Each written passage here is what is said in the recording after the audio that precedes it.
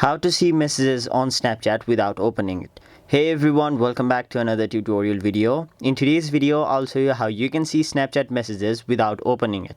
So as you can see, I currently have sent message from this device to this device, and as you can see, it is showing new chat. So as you can see, currently this message is delivered, meaning I have not yet opened the message. So if you want to see the message without opening it, what you'll have to do is simply follow all the steps I show you over here.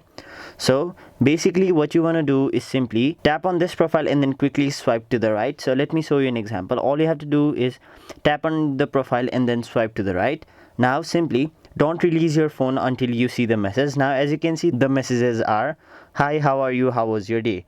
Now as you have already read the message, you can simply back out, and as you can see, it is still showing new chat over here and it is still showing delivered over here, meaning I have not yet opened the message, but in reality you have already read the message. So that is basically how you see messages on Snapchat without opening it. That was it for this video. Hope this video was helpful to you guys, and if it was, make sure you like this video and subscribe to our channel so that you don't miss out on further videos such as these.